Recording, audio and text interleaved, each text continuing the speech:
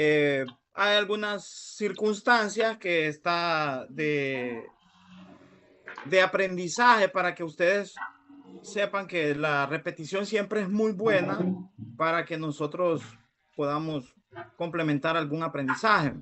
Entonces vamos a hacer referencia a algunas cosas que probablemente ustedes ya han escuchado, ya han visto. Entonces no va a ser nada difícil para ustedes la clase. Más sin embargo, es bien importante que conozcan algunos aspectos importantes de lo que tendría que ser la fisiología en el embarazo, ¿sí? Entonces vamos a entrar en materia con lo de la clase. En primer lugar, siempre ver lo de la anatomía es bien importante porque así nosotros entendemos de manera general algunos aspectos importantes que tal vez se nos han escapado o que van a servir para entender algunas patologías, sobre todo en el embarazo.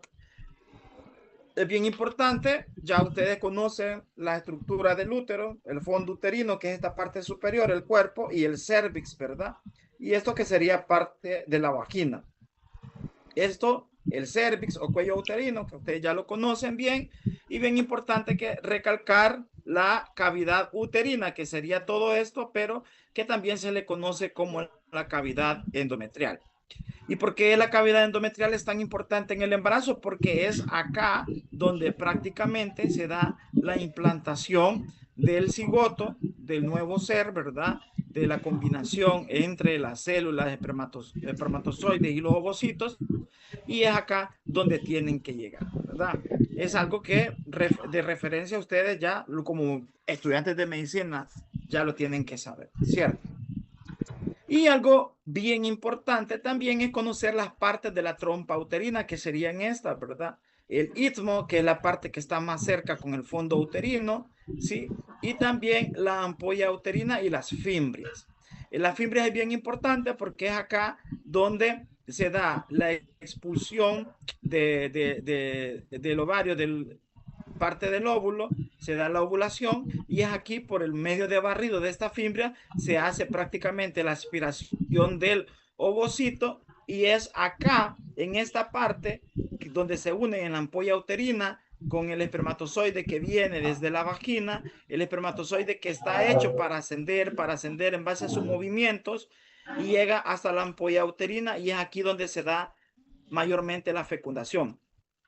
Es un punto importante porque también es en esta parte donde se da la fecundación, donde se puede dar una implantación anormal, que es prácticamente la parte más anormal en la que se dan los embarazos ectópicos, en esta parte de la ampolla de la trompa uterina, ¿sí? Pero también en la parte donde se da la fecundación.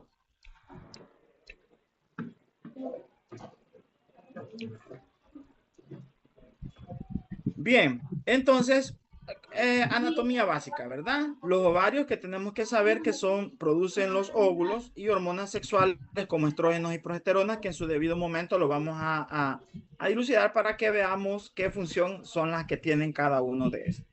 Y tenemos el útero, que prácticamente es el órgano de implantación y desarrollo del embrión hasta el parto. Y también tenemos las trompas de falopio que conducen el óvulo al útero, ¿sí? Y lugar habitual de la fecundación que, como les dije anteriormente, se da en la polla de la trompa uterina.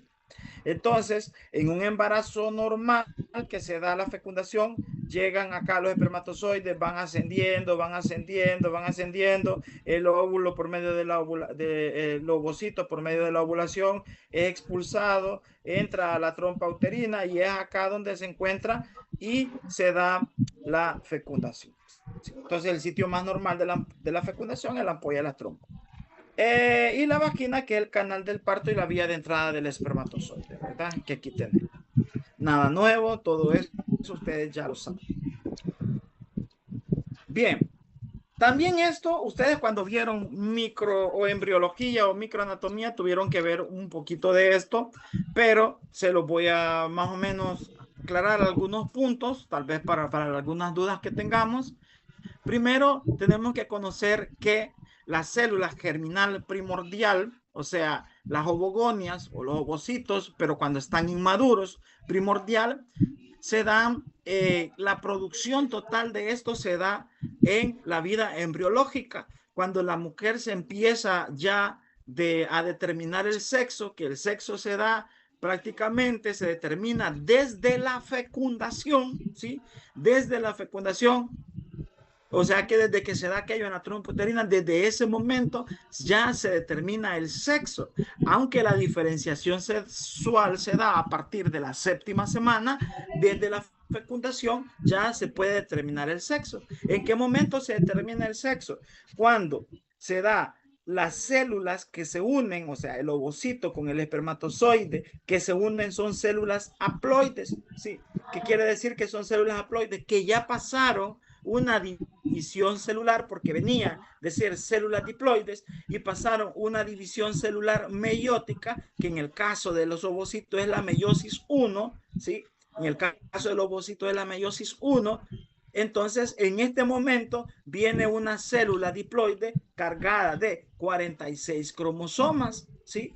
Y que son 22 cromosomas de lo que diríamos de la genética normal y un par sexual cromosómico que para el hombre sería XY y para la mujer sería XX. Entonces, cuando se da esta división en la meiosis 1, venimos de una célula que es diploide cargada de 46 cromosomas y pasamos a una célula haploide que es cargada solo de 23 cromosomas, de los cuales uno de ellos es un par sexual que se va a unir posteriormente con el espermatozoide que ya pasó su vida de espermatogonia y pasó por las maduraciones y ya pasó por las divisiones meióticas y ya lleva solo una carga haploide, o sea, solo la mitad de la carga genética, para que la mitad de la carga genética del hombre con la mitad de la carga genética de la mujer se conviertan en un nuevo ser, un nuevo cigoto, una nueva persona, digamos, que se está formando,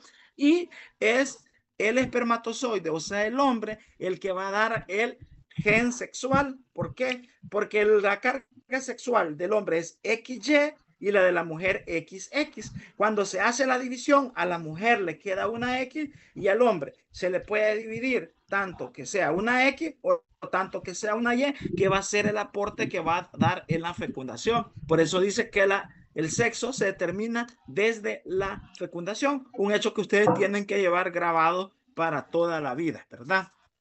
Entonces, puntos y aspectos bien importantes que cuando se hace el proceso de la ovogénesis, que es el proceso de la formación del ovocito maduro, y empieza por medio de las ovogonias, que son células primordiales que se producen en la vida embriológica femenina. Un punto bien importante que tienen que saber todos es que a diferencia de las espermatogonias o de la espermatogénesis, que se puede dar el proceso de formación de espermatozoides durante toda la vida, ¿sí? Los ovocitos o las ovogonias solo se producen una cantidad que se da al momento antes del nacimiento, o sea, en la vida fetal, y se producen células germinales, más o menos de 1 a 2 millones de células germinales al nacer, que estas posteriormente se van a formar en ovocitos para posteriormente llegar a la ovulación. ¿Y por qué les digo yo que es un punto muy importante?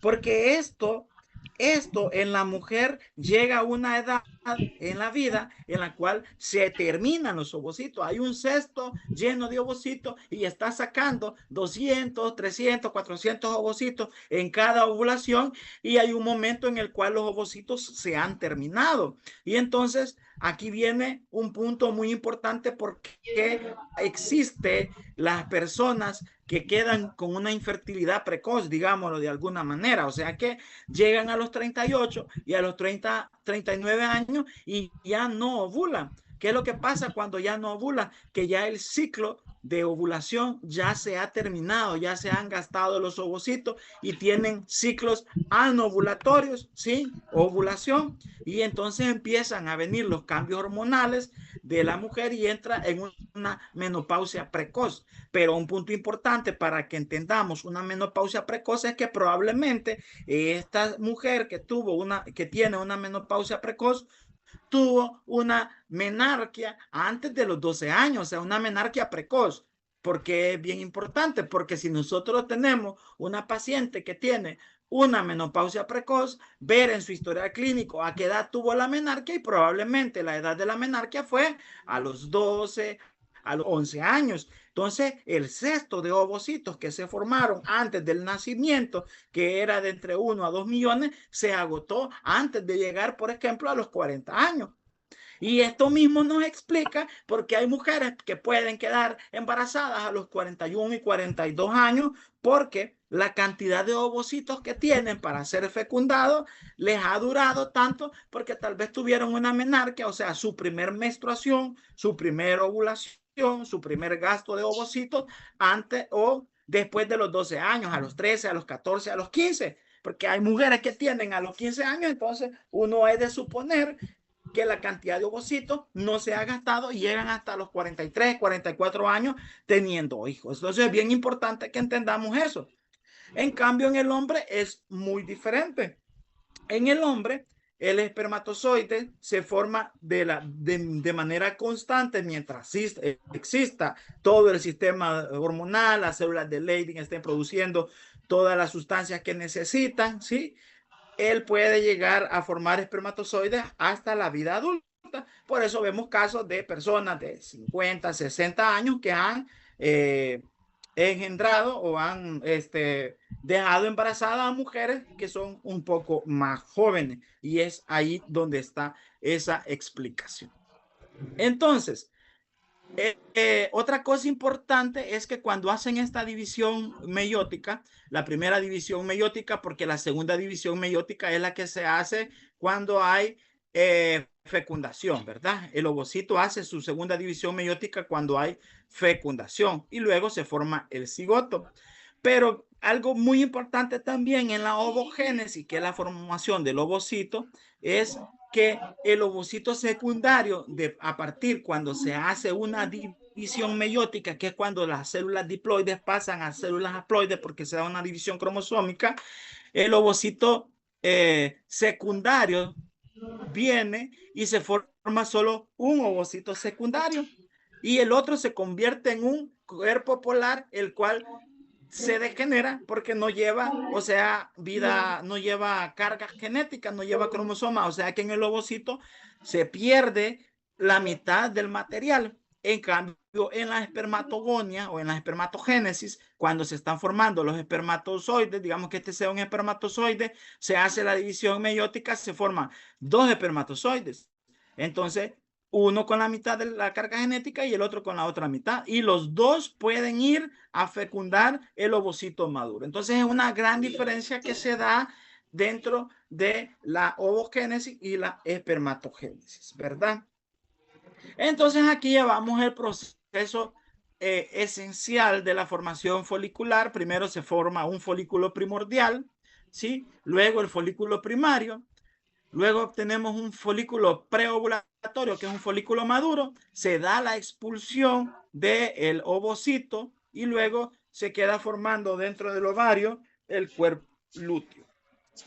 Otra cosa que tienen que saber bien, que es muy importante, que el cuerpo lúteo es el productor de progesterona y es el que mantiene el embarazo allá sobre el primer trimestre. ¿Por qué sobre el primer trimestre? Porque el cuerpo lúteo produce progesterona para que el embarazo sea bien implantado y para que se dé consecutivamente la progresión del embarazo hasta las 12 semanas. ¿Y por qué hasta las 12 semanas? Porque a partir de las 12 semanas ya se ha formado el material que nos va a dar origen a la placenta a partir del trofoblasto y ya se está formando la placenta a partir de las 12 semanas. ¿Sí? ¿Y qué pasa con este cuerpo lúteo cuando no hay embarazo? Se degenera, se destruye y ahí es donde se da la baja producción de progesterona y empieza otro ciclo menstrual, que creo que es una clase que también ya recibieron, pero como esto es embarazo, lleva algunas cosas básicas para que nosotros entendamos el periodo de implantación, ¿verdad? Entonces aquí algunos datos importantes que ya los mencioné, que se da a las células germinales una cantidad de ovocitos primarios de 1 millones que se da antes del nacimiento, pero la formación de esto se da en la vida embrionaria, ¿verdad? Un folículo maduro pasa a ovocito primario, una ovulación, se dan de entre 400 a 500 folículos y que se van ovulando prácticamente en la vida fértil. En la pubertad solo 300.000 ovocitos permanecen y comienza la meiosis 1 tras la pubertad y la fecundación se complementa en la meiosis 2, que es prácticamente un resumen de lo que el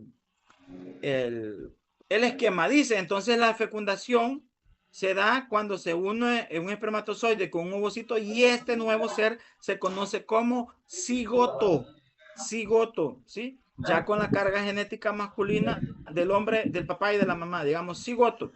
Y este ya contiene una cantidad de 46 cromosomas, ¿sí? Algo básico, sencillo que como estudiantes tenemos que saber. Y aquí tenemos alguna explicación hormonal que se puede dar, que prácticamente ustedes ya lo saben, pero puntos importantes, aspectos importantes, que el ciclo menstrual dura 28 días, ¿sí? 28 días, después de los 28 días, la mujer vuelve a sangrar. Entonces estamos hablando más o menos del ciclo menstrual. ¿Qué es lo que se da? La ovulación se da en el día 14. ¿Sí? O sea que el día 14 la mujer está ovulando cuando los ciclos duran 28 días completos. Entonces, porque es bien importante entender este proceso.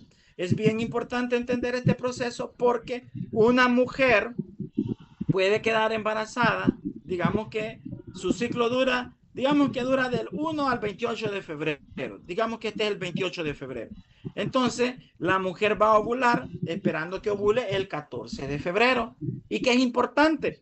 Que la mujer puede quedar embarazada si tiene relaciones sexuales 4 días antes de la ovulación o 5 días después de la ovulación. Y me van a decir, ¿por qué antes de la ovulación? Porque si la mujer tiene relaciones, digamos, el día 10 de febrero, que estamos hablando de un mes de febrero, o de un ciclo menstrual que dura 28 días, si tiene relación, el espermatozoide puede durar hasta 72 horas y puede ascender, ¿sí? Y esperar a que se venga el ovocito en la ovulación el día 14 y unirse en la trompa. Lo está esperando el espermatozoide al ovocito. Entonces el embarazo sí se pudiera dar. Pero si me dice alguien, es que fíjate que el 14 de febrero, ¿cómo es? Los ciclos menstruales de 28 días y el 14 de febrero se esperaba que ovulara, ¿cierto? Y tuvo relaciones el día 8. Ese embarazo probablemente no es de esa persona, le han dado paja porque no puede esperar el espermatozoide tantos días a esperar a la ovulación. Y es como así uno saca las cuentas, ¿verdad? Esas personas que andan afligidos, que no sé si es mío, no sé si le voy a hacer la prueba de ADN y todo lo demás, porque creo que me han metido gol, ¿verdad? Claro que si tuvo relaciones el 8 y la mujer ovuló el 14, ese hijo probablemente no sea de él, ¿verdad? Pero bien, entonces si el ciclo menstrual dura 28 días, ¿sí? Recordemos que esto yo me imagino que ya lo vieron, ya lo saben, pero yo les voy a hacer un recordatorio de puntos importantes, nada más, puntos importantes. Recordemos que la ovulación se da cuando está el pico máximo de la hormona luteinizante. El pico máximo de la hormona luteinizante, 12 a 24 horas antes de la ovulación, se da el pico máximo de hormona luteinizante. ¿Y qué es lo que provoca el que la hormona luteinizante libere ese pico? La producción de estradiol, ¿sí? O sea, los estrógenos. Los estrógenos mandan ese feedback, esa retroalimentación y dice, ok, estrógenos al tope, ¡pum! Liberación de la hormona luteinizante a partir de la adenohipófisis, ¿sí? Entonces, eso es un punto bien importante. ¿Por qué es un punto bien importante? Porque esto explica muchas patologías. Tenemos, por ejemplo, mujeres que tienen ciclo anovulatorio. ¿Qué es un ciclo anovulatorio? Un ciclo anovulatorio es aquellas mujeres que no ovulan. Entonces, como no ovulan, no sangran. Y como no sangran, porque como no ovulan, no se va a producir la progesterona y la progesterona es la que va a ir a liberar cuando hay un pico de la progesterona y hay un descenso de la progesterona, hace que se caiga toda la cavidad endometrial, el endometrio, que es lo que se libera en el sangrado. Entonces, ¿qué es lo que pasa con las mujeres que tienen ciclos anovulatorios, que tienen baja de estrógeno? Porque probablemente ya su sistema hormonal ya no está produciendo la cantidad suficiente de estrógeno para producir hormona luteinizante o para mandar la señal, mejor dicho, para mandar la señal de la liberación de hormona luteinizante. Entonces, como los estrógenos están en niveles bajos, la hormona luteinizante no da este pico, entonces la mujer no ovula, y como no ovula, no hay producción de progesterona por el cuerpo lúteo, y entonces, ¿qué pasa? La cavidad endometrial solo va engrosando, engrosando, engrosando, engrosando, engrosando, porque está a un pico alto de la progesterona, engrosando, engrosando, engrosando, y luego no hay menstruación porque hay un trastorno de todo esto, ¿verdad? Entonces, es un punto bien importante porque aquí nosotros explicamos algunas patologías. Quiero ver si se me quedó. Bueno, la liberación de las hormonas liberadoras de gonadotropina, la adenohipófisis, que es la que libera la hormona folículo estimulante y la hormona luteinizante, y los ovarios que producen estrógeno y progesterona en respuesta a las hormonas folículo estimulante y la hormona luteinizante, ¿verdad? Entonces, esto es puntos importantes nada más para que conozcamos lo del ciclo menstrual. Entonces aquí nosotros tenemos la formación del folículo primordial hasta llegar a la ovulación. Entonces nosotros tenemos aquí un folículo primordial, un folículo primario, que luego se forma en contenidos de la teca, que es la que libera prácticamente las hormonas, ¿sí? La liberación, y se va haciendo un saquito y luego se va englobando lo que posteriormente va a ser el óvulo que va a salir, el óvulo que va a salir al momento de la liberación. Se da la ovulación, recuerden que todo este proceso se da dentro del ovario, se da la ovulación y luego se forma el cuerpo lúteo, ¿verdad? El cuerpo lúteo, que este es el que nos va a estar produciendo la progesterona para mantener el embarazo. Y si no hay embarazo, el cuerpo lúteo se degrada y se forma el cuerpo albicans, ¿sí? Que nosotros también ya lo hemos escuchado cuando vimos embriología, ¿verdad? Cuando vimos embriología. ¿Y qué pasa cuando las mujeres tienen ciclos anovulatorios? O sea, cuando no hay, por ejemplo, picos de hormona luteinizante, porque aquí es donde se da el pico de la hormona luteinizante y se da la liberación del óvulo. ¿Qué es lo que pasa? Que las mujeres quedan en esta etapa, miren, en esta etapa, con células, con folículos preovulatorios maduros que no pueden reventar porque no está la hormona luteinizante ni la cantidad de estrógenos que hagan liberar la hormona luteinizante. Entonces, este se mantiene así de este tamaño, se mantiene de este tamaño y sigue así y empieza otro ciclo y se mantiene de este tamaño y se mantiene de este tamaño y empieza otro y se mantiene y se va rodeando todo el óvulo con folículos preovulatorios, y entonces, como está lleno, empieza a hacerse lo que nosotros vulgarmente conocemos como el síndrome de ovario poliquístico, porque empiezan muchos quistecitos, pero son folículos preovulatorios que se pueden observar la imagen porque no están provocando la ovulación necesaria. Entonces, no está reventando el material del ovario para poder liberar este ovocito, este óvulo, y entonces se mantienen de este tamaño muchas células porque pasan por el proceso sin producir ovulación. Entonces, ¿qué es lo que se hace? ¿Qué es lo que se hace en este caso? Para hacer una prueba en pacientes que tienen ciclos anovulatorios, se puede administrar hormonas como estrógeno, progesterona, para ver si la producción de hormona luteinizante se da y podemos entrar nuevamente a ciclos ovulatorios. Por lo general, el tratamiento son estrógenos o anticonceptivos orales que llevan algunos estrógenos, otros progestina, y que nos hacen regular el ciclo menstrual para que las pacientes tengan un ciclo más normal. Otras pruebas que hacen los infertólogos es dar medicamentos que provocan que este ovocito reviente, que salga y que se dé la ovulación, ya son inductores de la ovulación, que son medicamentos que se dan en pacientes que tienen también ciclos anovulatorios y que permanece prácticamente los folículos de manera preovulatoria, ¿sí? Entonces, en la fase folicular, la FSH estimula 6 a 12 folículos primarios cada mes. Solo un folículo madura, lo que yo les explicaba posteriormente. En cambio, en la espermatogénesis, por cada espermatogonia se dan 4 espermatozoides maduros. Los demás sufren atresia, que son los cuerpos polares, los corpúsculos polares, y las células de la granulosa, que secretan prácticamente estrógenos al líquido folicular, que nosotros aquí tenemos todo esto que está rodeando, son las células de la granulosa, y el folículo madura alcanza de 1 a 1.5 centímetros antes de ovular. La ovulación en el día 14 se da el pico de la LH unas 16 horas antes de la ovulación. Las enzimas proteolíticas debilitan la pared folicular y hay una rotura del estigma y se da prácticamente la expulsión del óvulo con corona radiada.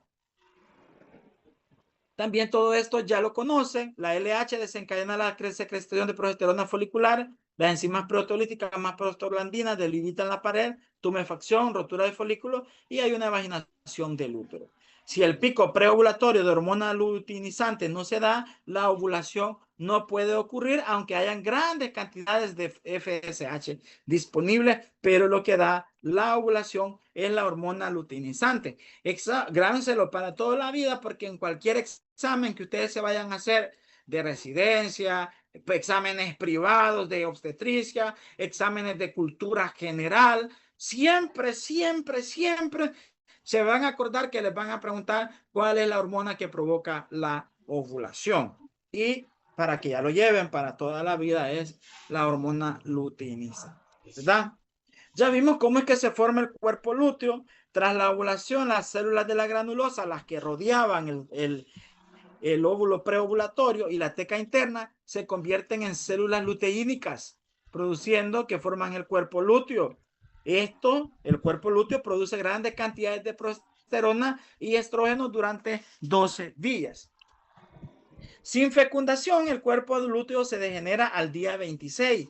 Cae la progesterona y los estrógenos y se libera la inhibición sobre la FSH y la LH y comienza un nuevo ciclo que dura 28 días. Entonces, si no se da la fecundación, no se da la implantación del embarazo, no se detecta la hormona gonadotropina coriónica y cuando se da la implantación y que se empieza a formar el trofoblasto, no se puede determinar si hay embarazo, entonces se degenera y todo vuelve a caer en la menstruación. El cuerpo lúteo evoluciona y es reemplazado por tejido conjuntivo y reabsorbido en meses.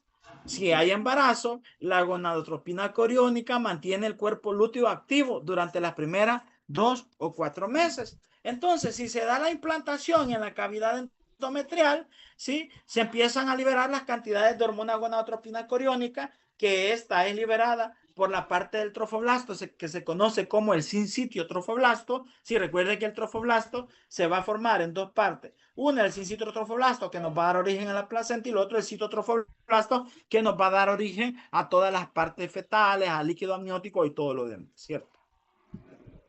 Entonces, en síntesis, de estrógeno y progesterona a partir del colesterol. Esto es bien importante, ¿sí? Esto es bien importante porque nosotros vemos a las personas, ¿sí? Que tienen problemas con hormonas ováricas, ¿sí? Y muchas veces de esto es, por ejemplo, la producción de hormonas sexuales se da partir del colesterol. Es por eso que las personas que son demasiado delgadas siempre tienen, en este caso las mujeres, siempre tienen problemas de síndrome de ovario poliquístico, de ciclo anovulatorio, pasan 3, 4 meses sin ver regla. ¿Por qué? Porque hay un desequilibrio en la formación de hormonas sexuales y esto es porque las hormonas sexuales se forman a partir del colesterol, ¿verdad?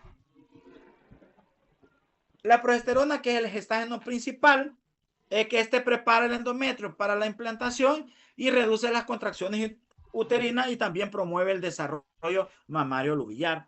Entonces, como posteriormente en el embarazo, bueno, primero está el cuerpo lúteo produciendo la progesterona, luego llega la placenta a producir progesterona y estas cantidades de progesterona ya son mucho más altas, ¿sí? Estas cantidades de progesterona ya son mucho más altas, entonces, esto ayuda a que el embarazo se mantenga, ¿cierto? Pero también ayuda a que el útero se relaje, la progesterona ayuda para evitar contracciones uterinas y evitar amenazas de partos prematuros, amenazas de partos inmaduros, evitar abortos, ¿sí? Por la producción de progesterona. Es por eso que existe un síndrome de deficiencia de progesterona que se da como llamado por el cuerpo lúteo cuando se dan los abortos espontáneos antes de las 12 semanas, se dice que es por deficiencia de progesterona y esto dicen que es por deficiencia de producción de progesterona del cuerpo lúteo. Entonces, existen muchos estudios que avalan la utilización de progesterona en la amenaza de abortos, pero existen muchas normas, por ejemplo en El Salvador, que dicen que no se debe utilizar progesterona en amenaza de aborto. Pero yo, si fuera un familiar, si fuera una persona cercana, si fuera alguien del que tú quisieras cuidar un embarazo, yo le pusiera progesterona porque para probar que existe deficiencia del cuerpo lúteo y deficiencia de la producción de progesterona es muy difícil. Entonces, yo en mi caso personal, en mi clínica particular, un paciente privado, yo le pondría progesterona. Y los perinatólogos, que son los médicos más especialistas en embarazos de alto riesgo, utilizan la progesterona micronizada, que son unas pastillas que se pueden tomar o se pueden colocar de manera vaginal y esto disminuir, perdón, el riesgo, aumentar la viabilidad del embarazo y prevenir todas esas complicaciones que se pueden dar por deficiencia de progesterona. Entonces, yo en mi caso lo utilizaría, pero como les digo, existen muchas guías, muchas normas que no avalan la producción de estas hormonas, ¿verdad? Bien, entonces eso es muy importante que ustedes también lo conozcan, ¿verdad? Entonces, ¿cuáles son los efectos de la producción de los estrógenos y las progesteronas en el embarazo? En primer lugar, el estrógeno, proliferación endometrial, crecimiento uterino y ayuda para el epitelio vaginal estratificado resistente, ¿sí? En las mamas, los estrógenos ayudan al crecimiento ductual y el estroma y la progesterona desarrollo lubiliar alveolar y ambos preparados para la lactancia. Aunque también aquí entran otras hormonas como la prolactina, hormonas que también son hormonas hipofisiarias, ¿cierto? O la oxitocina, que también es una hormona hipofisiaria, que también tienen que ver, pero más adelante lo vamos a ver para ver el trabajo de parto. En los huesos, los estrógenos inhiben los osteoclastos, que es el crecimiento óseo, y su déficit en menopausia causa osteoporosis. Y esto es bien importante, fíjense, porque cuando una mujer entra en menopausia, sí, allá después de los 40 años, cuando ya empiezan los sudores, los calores, los bochornos y todo lo demás, es porque tiene falta de estrógenos. Y yo conozco médicos que dicen, ay, no, que pura babosada. No, porque eso es algo que yo digo, la nutrición, lo que tú comes, tú lo puedes manejar, ¿verdad? La dieta y eso. Pero el sistema hormonal, eso tú no lo puedes controlar. ¿Sí? O sea, yo puedo controlar mi azúcar, yo puedo controlar mi hipertensión y está bien. Pero el sistema hormonal tú no lo puedes controlar. Y las mujeres sienten que se queman, sienten fugaces en los pies, en el cuerpo, calor, sudoración y todo lo demás. Pero es porque se le ha disminuido la cantidad de estrógeno. ¿Sí? Porque ya la cantidad hormonal de estrógeno, el ovario ya no está produciendo estrógeno, ya no está produciendo progesterona. Entonces, ¿qué es lo que pasa? Que empieza toda esa sintomatología premenopáusica y que sería bueno siempre tratarla. Pero, ¿qué es lo que se da? Hay mucha cantidad de estrógenos de manera sintética que se le pueden administrar a una mujer, ¿sí? De manera vaginal, hasta hay estrógenos dermatológicos que como que es crema y se absorben en la piel y la mujer tiene un gran cambio, ¿sí?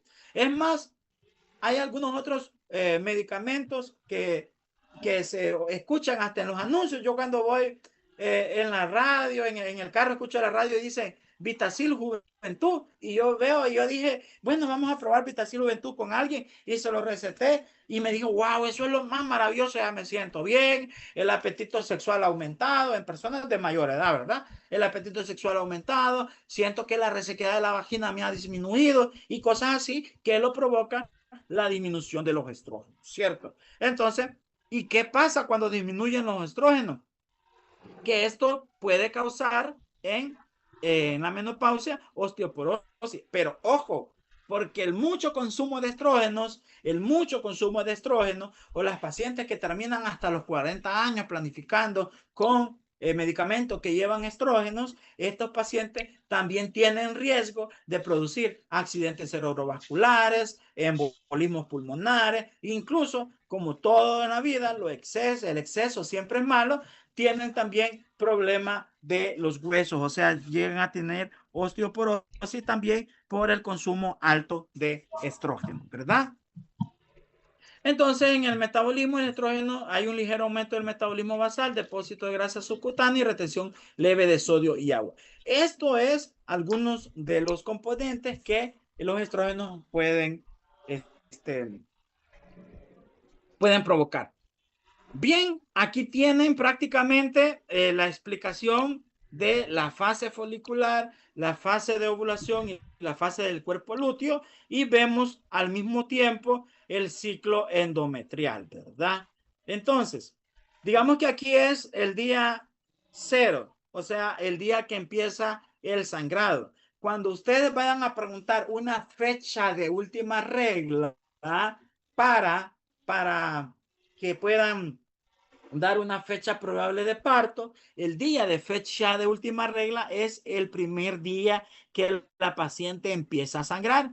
Señora, ¿cuál es su fecha de última regla? Ay, se me quitó el 5. Ah, el 5 ponen ustedes. No, no, pero cuando le empezó, esa es la fecha de última regla. Cuando le empieza y no cuando le termina, ¿cierto? Entonces, ese dato para que lo lleven para toda la vida.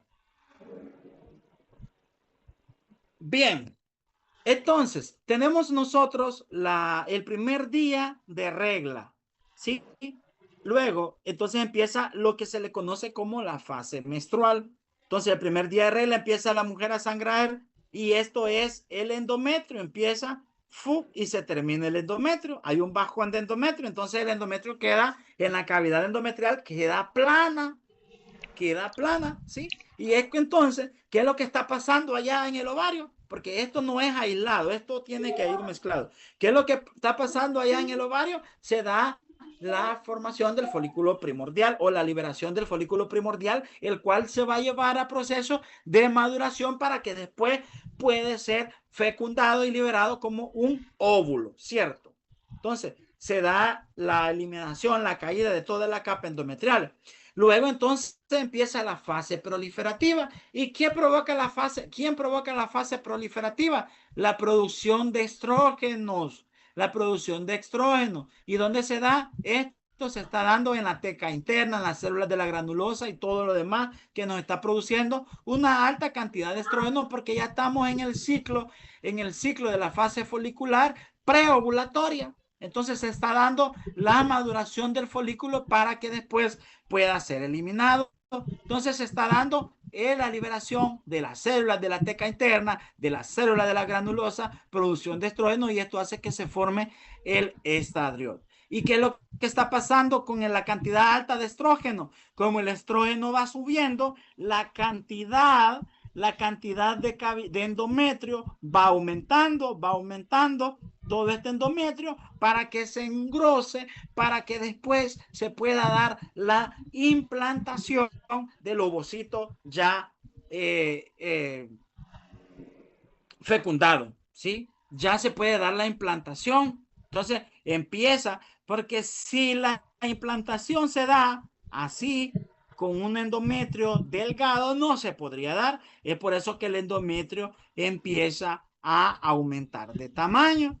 Y aquí nosotros tenemos las arterias uterinas que se van a caer y que nos van a provocar el sangrado cuando se da cada menstruación, que son las arterias espirales, porque tienen forma de espiral, y que todo esto es lo que se cae en la menstruación. Entonces, está provocando la fase folicular, producción, aumento de estradiol, y luego, como llegamos al pico alto de la producción de estrógeno o de estradiol, ¿qué es lo que pasa? Se manda la señal y empieza la hormona luteinizante y da su pico al día ¿qué? Al día 14, ¿sí? Y el día 14 se da la ovulación, o sea que el folículo preovulatorio maduro es expulsado por medio de todas las células de la teca y las células de la granulosa que lo estaban rodeando, y es expulsado ya maduro para que vaya a buscar su meiosis número 2, que es la fecundación. Entonces, cuando se da la liberación de esto, las células de la teca interna y las células de la granulosa forman el cuerpo lúteo, y el cuerpo lúteo hace que haya un aumento de la producción de progesterona, y esto nos lleva a la fase menstrual, que es la fase secretora, que empieza a provocar, a ablandar, a producir moco, la progesterona, para que se pueda dar correctamente la implantación, ¿sí? Entonces, el estrógeno aumenta la pared endometrial, la cavidad endometrial, el endometrio, y la progesterona ya prepara de forma más viable para que se dé acá la implantación. Si no hay implantación, el cuerpo lúteo se convierte en cuerpo albicans y hay un decaimiento de la progesterona y empezamos un nuevo ciclo, ¿cierto? Entonces, cuando el déficit de progesterona cae, la producción de progesterona cae, entonces viene el otro caída del sangrado. Esto es algo que parece complejo, pero es bien fácil, ¿verdad? Solo es de, cuando nosotros vayamos a explicar esto, solo imaginarnos este esquema tan fácil y tan explicado para que nosotros podamos dar entendimiento a muchas cosas que pasan en la gestación o en el embarazo, ¿verdad? Y entonces aquí se da la implantación. Y aquí es bien importante porque muchos de los infertólogos que son especialistas en que las mujeres quedan embarazadas, ¿verdad? En la infertilidad, hacen, por ejemplo, cuando hay una mujer que no ha sangrado, tiene 4 o 5 días sin sangrar, ¿qué es lo que hacen? Le pueden inyectar progesterona. ¿Para qué? Para que haya un pico de progesterona, y cuando la hormona progesterona baje, pueda haber una caída del endometrio. Y entonces ellos hacen una prueba así de que lo que tienen es una deficiencia de progesterona. ¿Y por qué es bien importante también este pico de progesterona? Porque las mujeres, cuando empieza a funcionar la progesterona, empiezan a liberar un moco cervical, un moco a nivel de vagina, casi siempre después de la ovulación, y eso hace que pensar que ellas están preparadas para poder quedar embarazadas porque tienen los altos niveles de progesterona. Aquí cuando ya empieza a haber un pico de progesterona, ya por el día 16, ¿sí? Que ya está aumentando, entonces, como es la fase secretora, empiezan a eliminar un tipo moco, ¿verdad? Pero esos son ya asuntos como más de especialistas, pero lo que ustedes tienen que saber es lo más básico para que entiendan. Y aquí la explicación de cada una de estas fases que aquí se dan. Y entonces aquí nosotros entramos en las retroalimentaciones, que ya yo se los he venido explicando: la hormona liberadora de gonadotropina, los tejidos diana, que puede ser, en este caso puede el ovario, pero también puede ser el mismo para los testículos, ¿verdad? Entonces, la producción de hormona luteinizante, la retroalimentación positiva de la hormona folículo estimulante, cómo se va dando, y que existen dos hormonas, que es la activina, que activa para que se libere hormona folículo estimulante, y la inhibina, que inhibe la producción de la hormona folículo estimulante. ¿Y qué es lo que va a producir esto? Por ejemplo, que no haya una producción de la constante de las células de la granulosa de un nuevo ciclo menstrual. Entonces, todo eso va a depender de la cantidad de estrógeno y de progesterona que se vayan eliminando. En la pubertad la menarquia, el inicio gradual de la hormona desde los 8 años, de la folícula estimulante, el primer ciclo menstrual entre los 10 y 14 años, una media de los 10 años, cosas que ya les expliqué. La menopausia, que hay un agotamiento de folículos, hay caída de estrógeno, entonces la folículo estimulante y la luteinizante están elevadas de forma continua, pero como no hay órgano diana, el síntoma de sofoco, irritabilidad, osteoporosis, el tratamiento hormonal sustitutivo debe valorarse e individualizarse, ¿verdad? Anomalías ováricas como el hipogonadismo, ausencia de caracteres sexuales secundarios, hueso largo sin función epifisiaria, la menorrea, ciclos anovulatorios por hiposecreción de gonadotropina o hipotiroidismo. El hipotiroidismo tiene que ver mucho con las amenorreas. ¿Qué es amenorrea? Amenorrea es la ausencia de regla. Existen dos tipos de amenorrea: la amenorrea primaria y la amenorrea secundaria. La amenorrea primaria son aquellas mujeres que nunca han visto regla. Amenorrea secundaria son aquellas mujeres que han visto regla y que después se les quita. El ejemplo más claro de una amenorrea secundaria es el embarazo, que son mujeres que vienen viendo ciclos menstruales y dejan de ver regla porque están embarazadas, ¿verdad? Entonces, amenorrea es la cantidad de tiempo que tiene una mujer sin ver regla. Por ejemplo, nosotros sacamos la fecha de última regla. La fecha de última regla que nosotros le conocemos como FUR. Este es una U, FUR. Y esta, por ejemplo, que la FUR de alguien sea el 7 de febrero, digamos, del 26. Esta es la fecha de última regla. ¿Recuerdan cuál era la fecha de última regla? El primer día de sangrado menstrual, no el último. Fecha de última regla es el primer día de sangrado menstrual.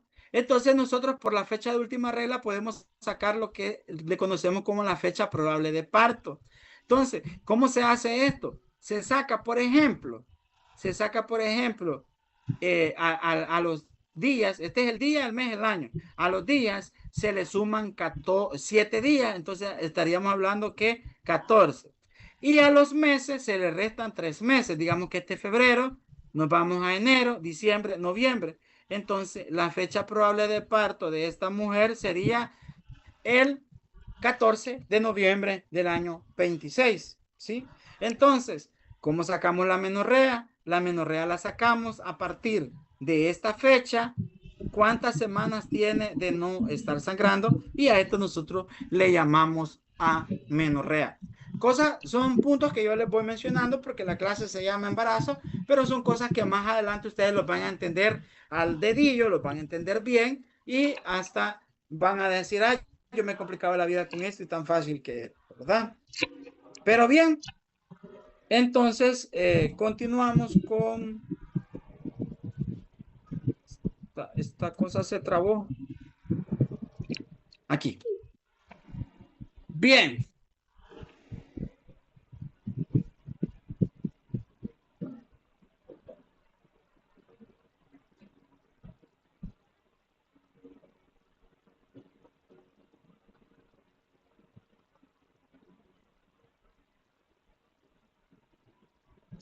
Bien, entonces nosotros acá tenemos prácticamente más de lo que ya hemos visto, ¿sí? Acá tenemos cuando se forma, cuando se da la fecundación, que recuerden que la fecundación se da en la trompa uterina, que es la parte más cerca de la fimbria y más lejos del istmo uterino, que es esta parte de acá.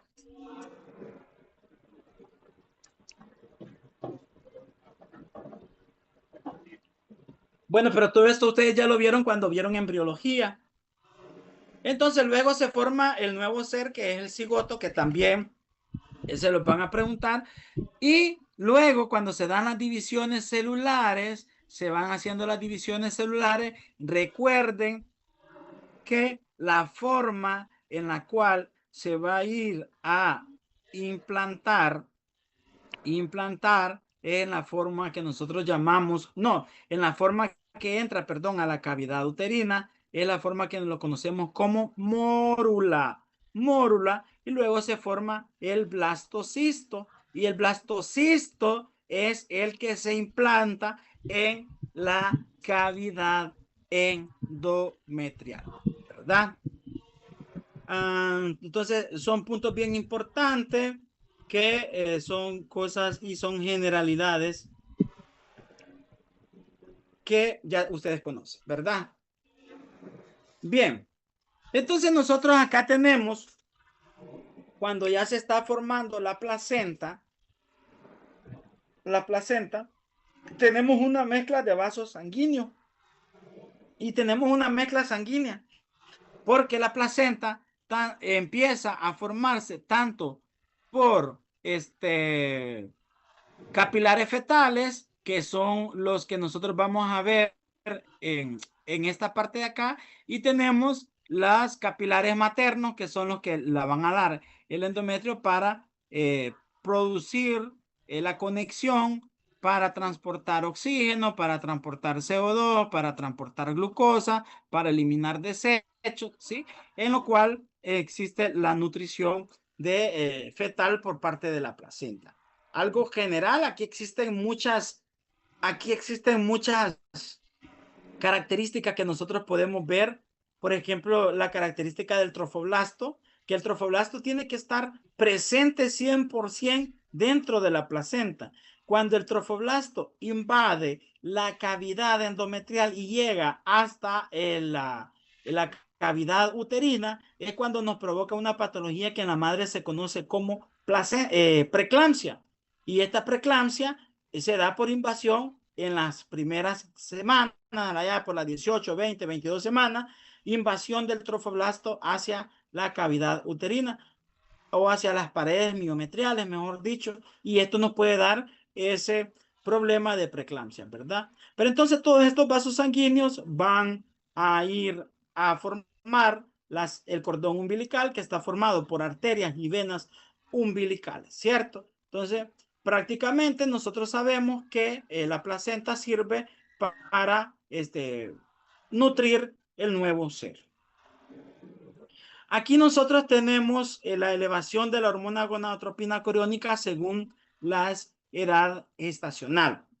Y también tenemos el componente de estrógeno y de progesterona a lo largo de la edad gestacional. Aquí nosotros tenemos la edad gestacional, que como todos sabemos, el embarazo dura un promedio de 40 semanas, ¿verdad? Y aquí nosotros tenemos prácticamente en miligramos la cantidad de gonadotropina coriónica, progesterona y estrógeno. Y aquí nosotros vemos un punto muy importante, que miren que en la semana más o menos 8 o 12, la cantidad de progesterona es limitada porque la está produciendo el cuerpo lúteo, pero ya a partir de esta semana empieza la producción de progesterona para provocar todos los cambios hormonales que se dan en el embarazo, y también se empieza a aumentar la cantidad de estrógenos que se pueden dar en ya la edad gestacional. En lo que va aumentando la edad gestacional, van aumentando esta cantidad de componentes y la gonadotropina coriónica humana desciende. ¿Por qué? Porque el objetivo de que haya un pico de la hormona gonadotropina coriónica allá a partir de la 4ª semana de gestación es mantener vivo el cuerpo lúteo para que produzca progesterona, porque la progesterona está en niveles bajos, mantenidos, y luego aumentan ya con la formación de la placenta, ¿verdad? La gonadotropina coriónica mantiene el cuerpo lúteo activo, evita la menstruación, pico a las 10 y 12 semanas, estimula la testosterona en fetos masculinos. Eso es bien importante porque estimula también que la testosterona, la producción de esta, que se vaya dando ya los fenotipos, los genes masculinos que se van a ir desarrollando posteriormente. Los estrógenos placentarios aumentan a 30 veces al final del embarazo, se sintetizan a partir de andrógenos suprarrenales maternos y fetales mediante la aromatasa, y que tienen que estar buen funcionamiento de los riñones para que se dé esa producción.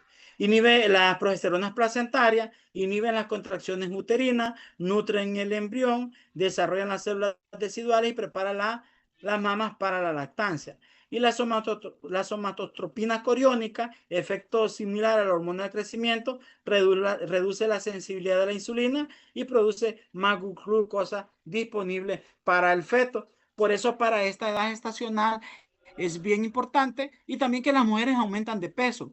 ¿Por qué? Porque necesitan ya nutrición más alta. Un embarazo de 36, 46 semanas tiene una carga de consumo de glucosa más alto que un embarazo de 4 a 8 semanas, que no es notable.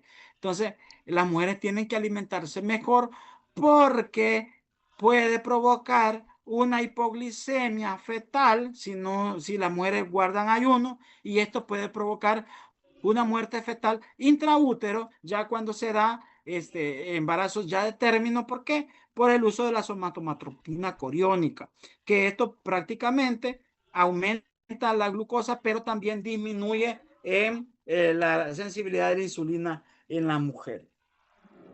De forma general, también reconocer que los cambios maternos durante el embarazo aumenta el 30%, aumenta la bulimia en las mujeres, y es por eso que las mujeres que tienen problemas de circulación empiezan a presentar edemas. Aumenta el 40% del gasto cardíaco. ¿Y esto qué vale? Por eso las mujeres que tienen problemas del corazón, problemas cardíacos, insuficiencia cardíaca, hipertensiones arteriales, tienen complicaciones en el embarazo porque el gasto cardíaco está aumentando. También la ventilación por minuto aumenta 50%, porque la progesterona sensibiliza el centro respiratorio, ¿sí? Y entonces es como que esté liberando más CO2, que el CO2 es el que estimula la respiración, ¿sí? Un paciente que tiene barrido el CO2, la respiración va a disminuir. También aumenta en 10 a 15 kilogramos el aumento de peso normal. La preeclampsia, que es una hipertensión más proteinuria en los últimos meses, causada por fallo en la remodelación de las arterias espirales, isquemia placentaria, difusión endometrial materna, y la eclampsia, que es la forma grave que se combina con convulsiones por hechos generales, que tienen que saber que esto se da por la invasión del trofoblasto a las arterias que están a nivel placentario y que están a nivel endometrial, ¿verdad? ¿Para qué se da este aumento de estrógeno? ¿Para qué se da este aumento de hormonas al final del embarazo y de oxitocina? ¿Sí? Porque esto va a ayudar que las mujeres, cuando ya tienen que el embarazo sea de término, va a haber un aumento de estrógeno y oxina, que esto va a elevar la excitabilidad uterina para que la mujer pueda tener contracciones uterinas. Y entonces, ¿qué es lo que pasa? Que aumenta esto y disminuye la progesterona, que recuerden que la progesterona daba relajación uterina. Y entonces existen las tres fases importantes de la fase del trabajo de parto: son la dilatación, el momento de la expulsión y el momento del alumbramiento. En la fase de dilatación, que es lo que provoca la apertura cervical, y esta es progresiva por contracciones. ¿Qué provoca las contracciones? El alto consumo de oxitocina o la alta liberación de oxitocina. Al aumentar el estrógeno, manda un feedback positivo, negativo, que hay disminución de oxitocina para que la hipófisis libere, o primero el hipotálamo libere las hormonas liberadoras de gonadotropina, luego se libera desde la neurohipófisis la oxitocina, y esta oxitocina nos va a producir contracciones uterinas para provocar la dilatación y luego la expulsión fetal. Luego viene la fase 2, la fase de la expulsión, que se da mediante contracciones también provocadas por la oxitocina. El útero en sí el útero tiene receptores de oxitocina, y estos receptores de oxitocina están provocando las contracciones uterinas, pero también el pujo materno es bien importante a la hora del parto. Y luego se da lo que se conoce como alumbramiento. Alumbramiento es la expulsión de la placenta y no el nacimiento del niño, porque algunos confunden esta palabra. El alumbramiento ya es la salida de la placenta y de las membranas fetales, ¿verdad? El parto se inicia por un mecanismo de retroalimentaciones positivas. La cabeza del feto distiende el cuello, que provoca contracciones uterinas más fuertes, mayor distensión, más oxitocina. El ciclo que culmina en el nacimiento de las contracciones son internamente para preservar el flujo placental. Factores hormonales: aumenta el cociente estrógeno-progesterona, la oxitocina, que es neuroepifisiaria, que es liberada, y la prostaglandinas de las membranas fetales.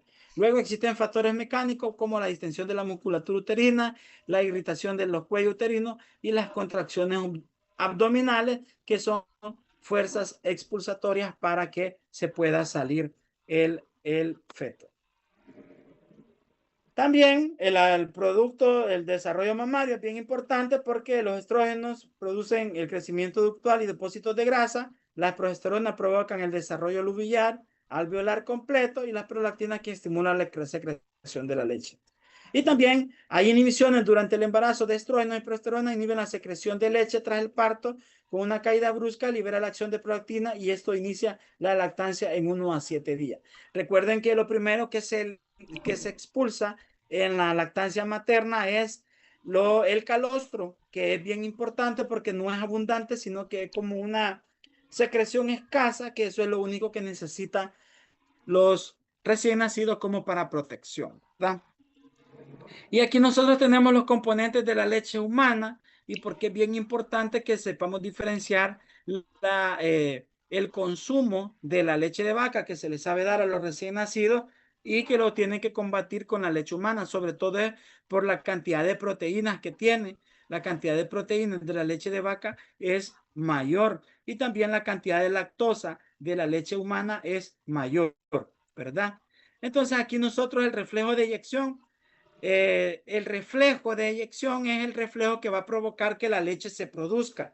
La madre dice, ay, no me baja leche, pero ¿cómo va a ser para que le baje leche? Tiene que poner la boca del niño en el pezón para que succione. Si no pone la boca del niño a succionar, no le va a bajar leche, no le va a producir leche. Por eso es bien importante que sepan que los recién nacidos, a los primeros días de nacido, no van a producir mucha leche. Como les dije, solo el calostro. Y luego, posteriormente, con el reflejo de succión, van a ir produciendo mayor cantidad de leche, ¿verdad? Entonces, estos son señales nerviosos para el hipotálamo. Esto hace que se libere oxitocina, provoca contracciones de las células mioepiteliales y hay una presión marcada para que nos dé un flujo de leche. Y es bien importante también que este reflejo de eyección, como va a producir oxitocina, la oxitocina es la que va a liberarse, nos va a producir contracciones uterinas y es bien importante porque la mamá con eso puede ver, puede regenerar nuevamente el útero a su forma habitual por medio de las contracciones uterinas de la lactancia materna. Y esto de la lactancia materna inhibe por medio de la prolactina, porque tiene todo que ver con el sistema hipoficiario. La alta producción de prolactina inhibe la cantidad de estrógeno y progesterona, aumenta la cantidad de oxitocina libre y esto hace que por lo menos 6 meses las mujeres que estén dando lactancia materna exclusiva no puedan quedar embarazadas porque la prolactina hace que provoque ciclos anovulatorios. Es por eso que las mujeres que tienen ciclo anovulatorio o que tienen problemas de prolactinomas, problemas que tienen que ver con tumores de la prolactina o tumores mamarios que tienen alta la prolactina, no ven regla. Y es por eso que a las pacientes que tienen ciclo ovulatorio que no ven regla, también de hecho se le tienen que dejar la prolactina como una prueba hormonal, porque si está alta la prolactina, esto inhibe los ciclos ovulatorios, ¿verdad? Y también las hormonas tiroideas tienen mucho que ver con la relación de la inhibición de la ovulación. Bien importante que como conocimiento general como médicos sepan todo esto. Y aquí más o menos un resumen de los puntos importantes que hemos visto, pero básicamente la clase está resumida del capítulo de 82 y 83 de la fisiología de Guyton, que es un capítulo que me mandó la doctora Vázquez para que hiciera el resumen, y ahí está la clase básicamente resumida.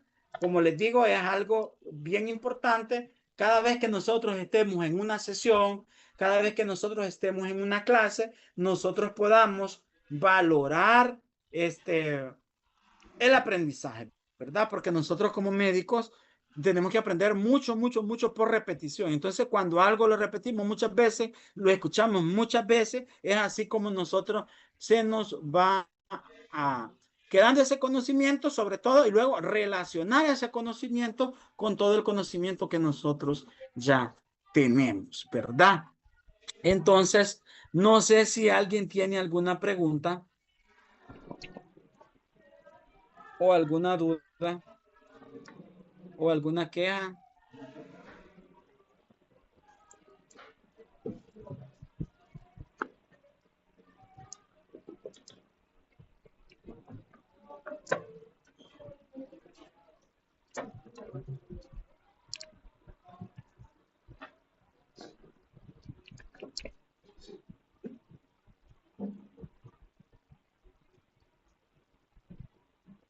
Hola, hola, ¿todo claro? ¿Algo en el mensaje? ¿Ah? Preguntas de parcial, no sé todavía las cosas que yo he hablado. Sí, ustedes ya saben que esto es lo básico y esencial, lo que les pregunto. No sé si alguien tiene alguna pregunta o alguna duda o algún reclamo. ¿Alguien o todo está claro?